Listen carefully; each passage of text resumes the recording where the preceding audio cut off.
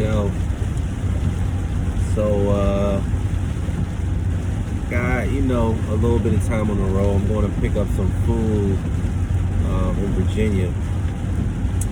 And I'm thinking about, just doing like a weekly little talk.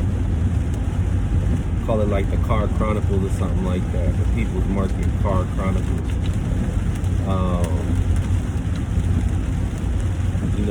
I started the People's Market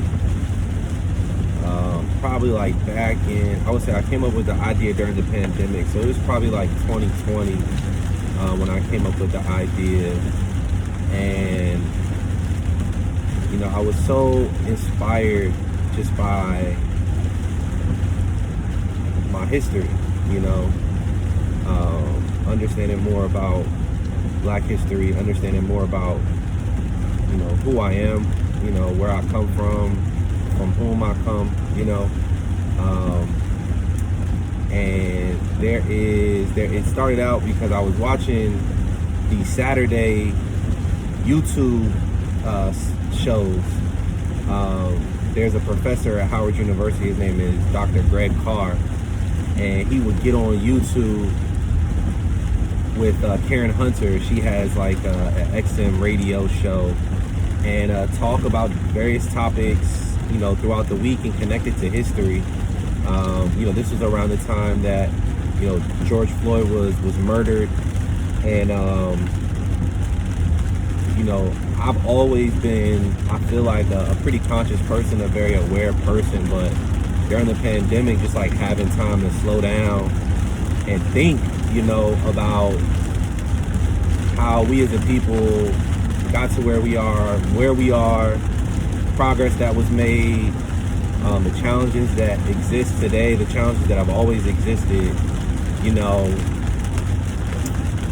I started to just meditate a little more on like, so what am I giving to the world that's gonna allow me to make a difference? And there was the first episode of this show, In Class with Carr, he was talking about Ida B. Wells, and I really didn't know much about Ida B. Wells, but basically Ida B. Wells was a teacher in Tennessee, and a good friend of hers owned a local grocery store. It was him, and he had two partners.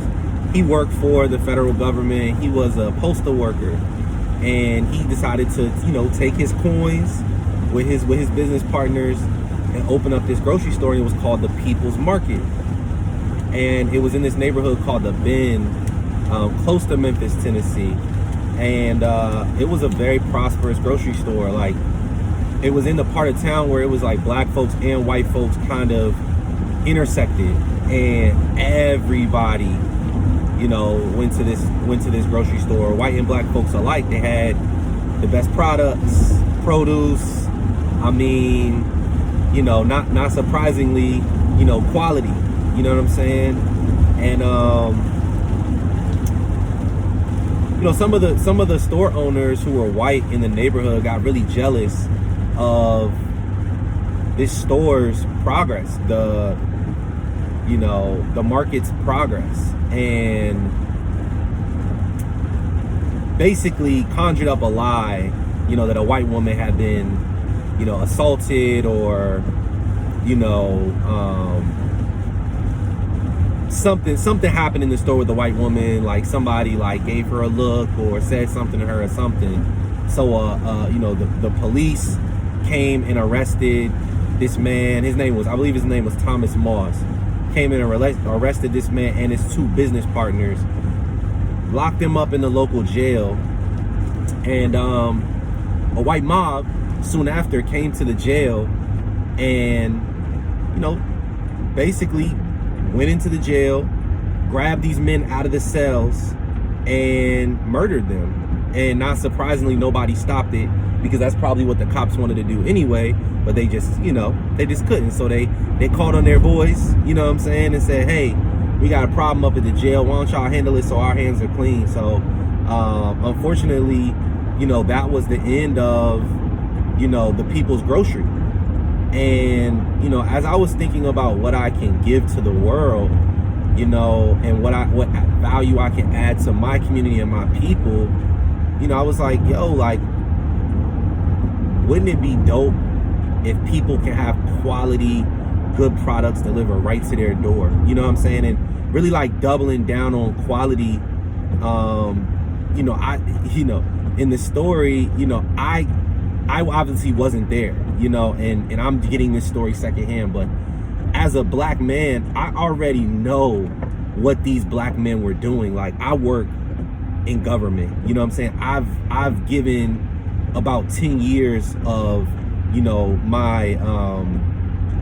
my career to government, and I always show up 100%. I'm always thinking outside of the box. I'm always trying to solve people's problems. I'm always trying to, rub two nickels together and make $1, because that's what government work is. You know what I'm saying? I've worked in local government, so I understood who these brothers were, because I feel like they are me and I am them. So I already knew the type of quality and the type of hard work that they put into the work that they did, even to the point where folks in the local white community couldn't even stop themselves from walking into this store and frequenting it along with their black counterparts. They were like, yo, if their produce is good, if their items are quality, I'm stepping up in there and I'm picking up some. And I started to think a little more about what do I want to give, and I also was changing my dietary habits. I'm 33. I just started hitting my 30s, and I saw myself gaining weight. I was sluggish. I got a son who's always on the move, who's always active, so I'm balancing him, I'm balancing work, I'm balancing responsibilities, and I'm like, wow, like, I really need to change my diet. So I started going to the farmers markets, and when I went to these farmers markets, I started to peep who was there. I mean, farmers markets are only once a week, so like, you getting up on a Saturday morning or a Sunday morning, you going to the farmers market, you know what I'm saying, and it's closed by like noon or 1, or all the produce is gone by then. And a lot of black folks, they work on weekends. Like, a lot of the people in my family, you know what I'm saying, they either are like, I got a cousin who's a firefighter, my uncle works for Metro, I got another cousin who owns his own business, and they do trash hauling and moving and all types of stuff. So they're working on a Saturday. They don't have time to go and pick out their produce, especially pick out their produce, and make sure that their family's eating a certain way. And then if they don't do that, then they're left with the Chick-fil-A, the Chipotle, the McDonald's, the easy meals, you know what I'm saying? Or they have to go to the grocery store, and even in the grocery store, like, some of that produce is just not quality. Like, you don't know where it's coming from. It's been sitting on a truck, then it's sitting in a box, then it's sitting on a shelf, and it's just not fresh. You don't know when it was harvested, and it starts to like not even have taste because it's harvested too early, right? So it's starting to lose its nutritional value. It's not really, giving what you're supposed to get from fruits and vegetables. Like, we shouldn't have to take supplements. We should just be able to, eat good food, eat healthy food, and get all of our nutrients from the food that we consume, instead of saying like, well, I'm gonna eat a hamburger and some French fries, and then I'm gonna take all my supplements in order to supplement, right, my diet, to supplement my nutrition. So the people's market is really an opportunity for me to bring quality right to people's door. I want to feed people and their families. I want people to taste this food and decide for themselves, like, yo, I just went to Giant, I just went to Safeway, I just went to Whole Foods, and I'm comparing your kale or your farmer's kale to the kale that I just ate, and I'm gonna tell you, their kale is dry. Their kale don't taste like nothing. Your kale, I'm gonna put a little olive oil on it. You know what I'm saying? I might put a little balsamic dressing on it, but I don't have to drown it in dressing in order for me to eat it. I can taste the difference. Your collards, when you cook them down, they are so soft, they're so tender, they're so delicious. I can't stop eating them. You know what I'm saying? Those blackberries, those strawberries, you know, those beets. I'm going to get some beets right now. I don't even eat beets, but Juju Harris, who every box that we sell, the first box at least, everybody will get a copy of Juju Harris's cookbook, which has amazing recipes in it. I mean, I've tried several of them myself, and I'm just going to tell you, like, she is extremely talented, extremely gifted. I'm going over a bridge, so it's like a little shaky. You know, so not only am I bringing freshness to people's door, but I also have partnered with people, and honestly, the farmers, you know. But Juju, just to stay on the topic of Juju, like, she's also teaching me and also helping me to teach others what to do with this food. You know, all this food is local.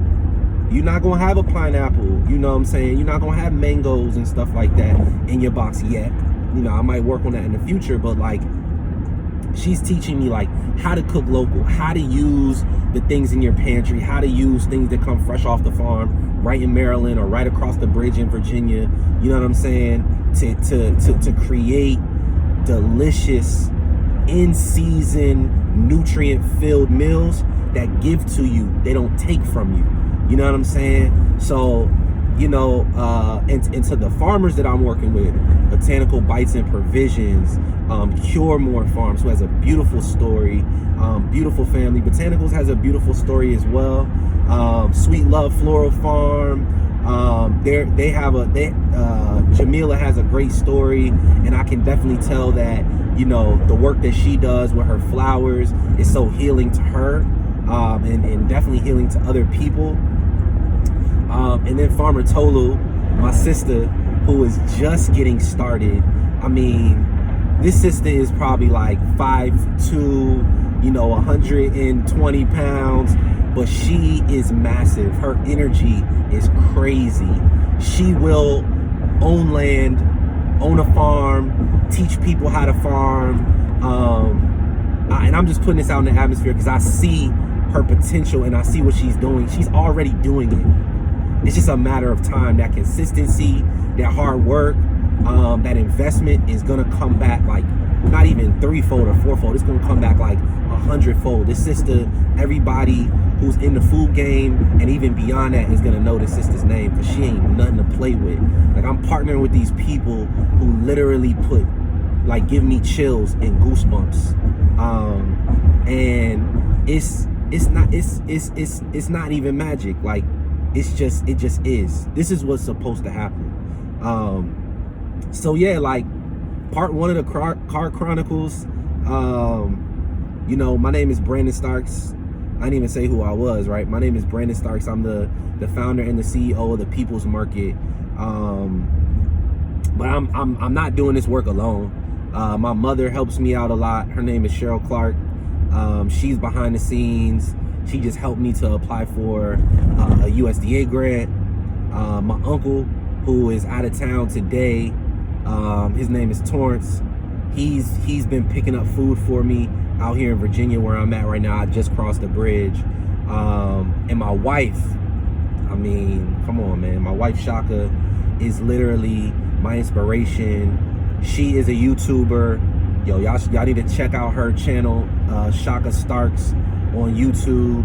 She does her own hair, and she is a magician. Like, she turned nothing into something. So she's online teaching, you know, a lot of black women what to do with their hair, women who wear like weaves or wigs or whatever.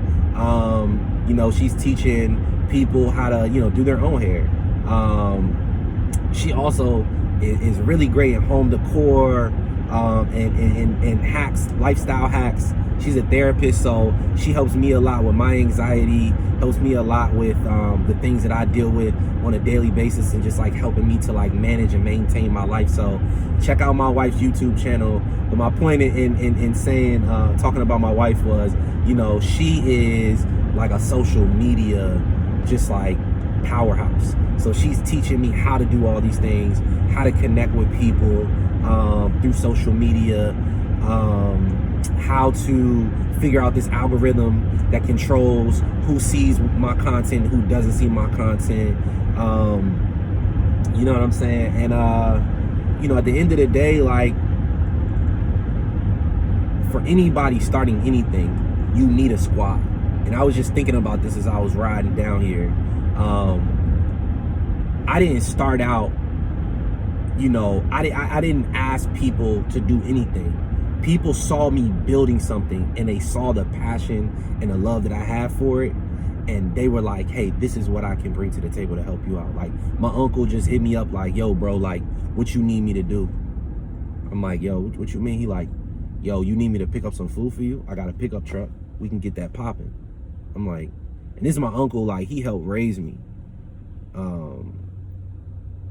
And, we've always had a relationship. Like, I was a little dude. I was like, in my very formative years, like 11, 12, 13, 14, and this dude would let me hang out with him on the weekends, you know what I'm saying? And just like spit game to me and just like teach me things that men teach men, you know what I'm saying? And him reaching out to me and saying, hey man, I want to help you is just beautiful. My mom, just like, she could see the passion that I had, and she believes in the business model, and she thinks it's something necessary. So she was like, yo, like, I told her I was applying for this USDA grant, and she was like, yeah, like, tell me what you need from me. And I didn't even know what I needed from her. But as I started writing for the grant, I got overwhelmed, and I was like, all right, what is my mom great at? My mom is very well organized. She's a policy person. She understands how to navigate, certain processes that were sort of developed or created to confuse a lot of folks who look like us. She's figured out how to do those things. She's always worked in those sort of social structure systems. Like, when I say social structure systems, what I mean is like very like westernized systems. She's always figured out how to break through those systems and figure out how to like just crack the code on them. So like, my mom brought her talent, my wife brought her talent with this social media stuff and helping me navigate this, setting up my Instagram, setting up my YouTube, sort of just like mentoring me around like, all right, well, this is how you get the algorithm to start working for you. This is the types of ways to connect with people. Make sure you respond to all your comments. Like, make sure that you're like, posting other people's stuff. Get people to repost your stuff. The algorithm's gonna see that you're, interacting with somebody else, and now you have access to the people in their network. You know what I'm saying? And it's just like, if you want something, start building it. Talk to the people around you about it. Once you do that, they're going to see that energy. They're going to see and believe in you. And then, like, you'll have all the help that you need. You know what I'm saying? So, yeah. Car Chronicles Part 1.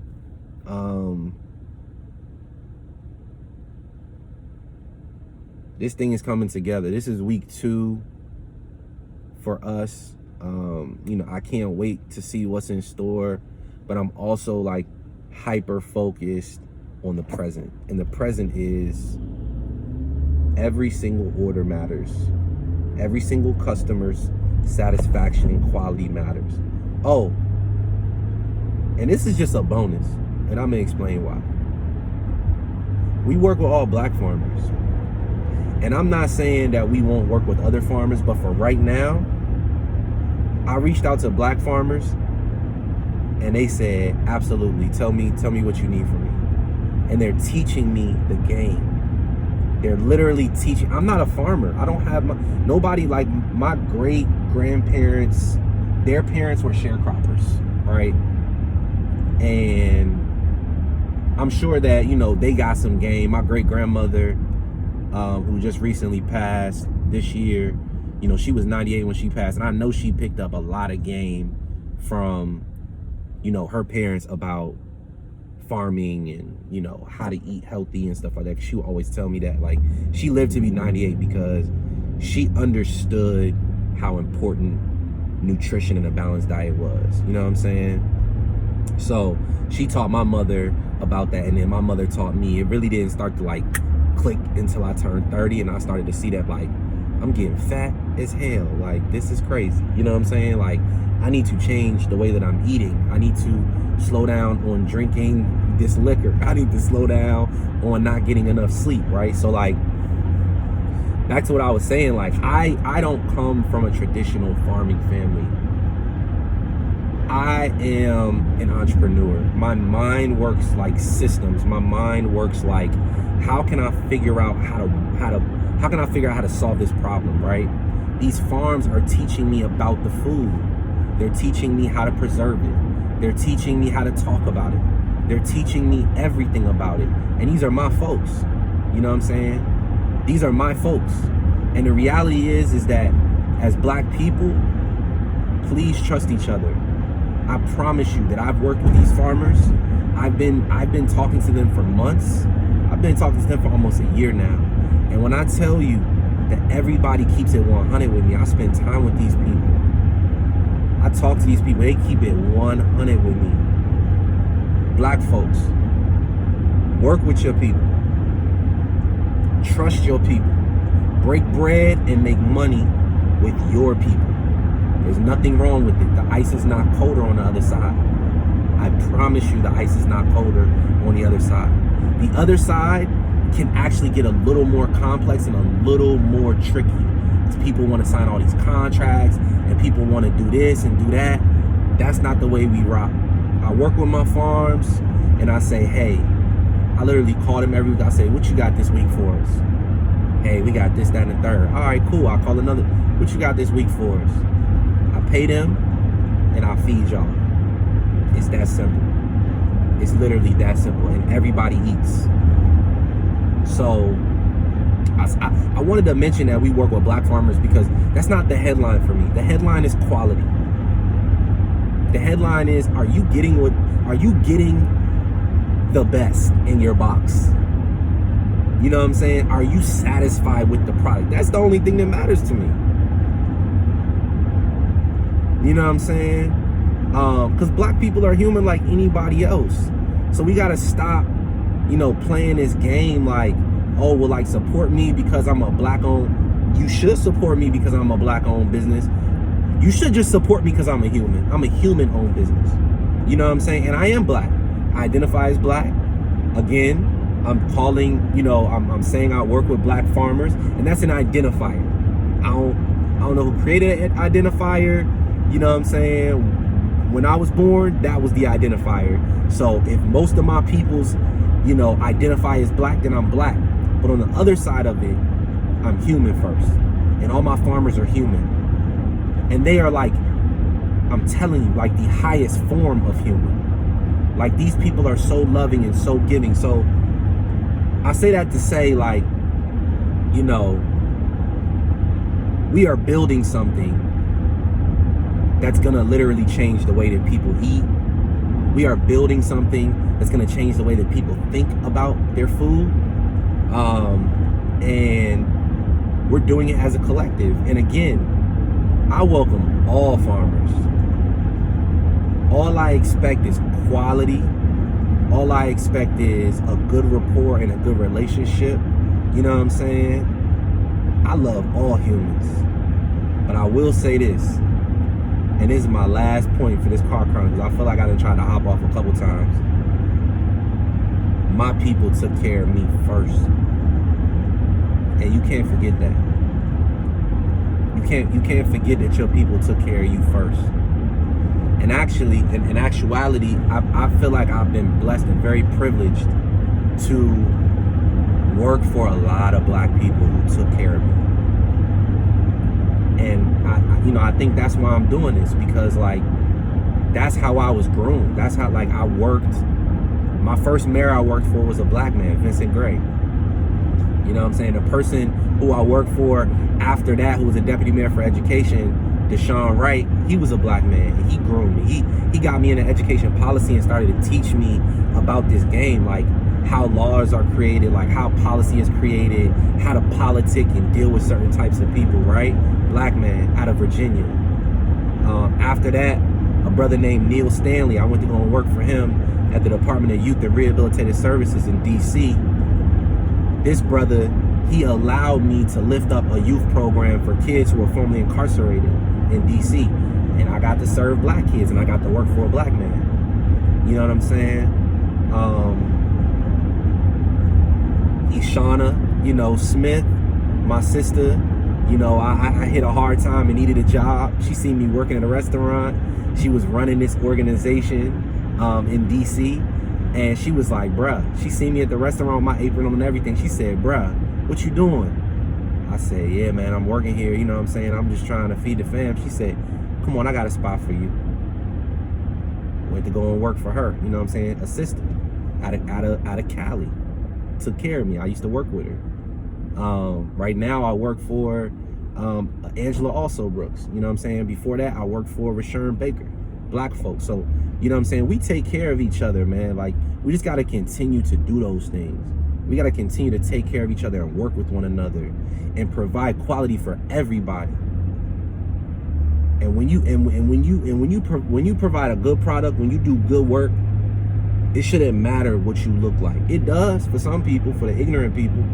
But even like to go back to the beginning, for the people's grocer, I'm sure some of them white folks walked into that grocery store the first time and said, I don't want to buy from these people. But they started to touch that food.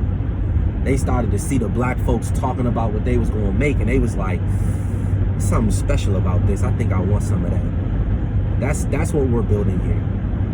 We're building something that is going to last the test of time. So enjoy this journey with us. Again, my name is Brandon Starks. I'm the CEO and founder of the People's Market. Shout out to all the farms that I work with.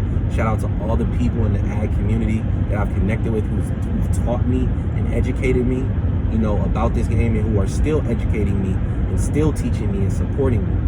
You know what I'm saying? Much love and peace to everybody. I hope y'all enjoy y'all weekend.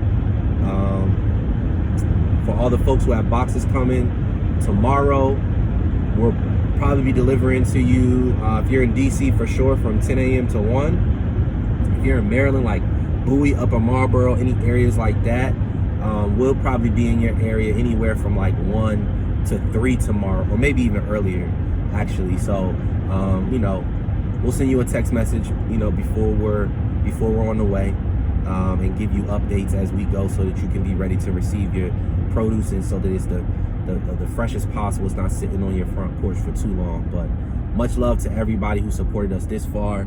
To anybody who's still on the fence, join our wait list. Try us out today. We're also giving out free boxes every week. So, if you put your information into that wait list form, we'll reach out to you. And, if we have some free boxes, we'll pick maybe 2 or 3 or 4 people, depending on the week.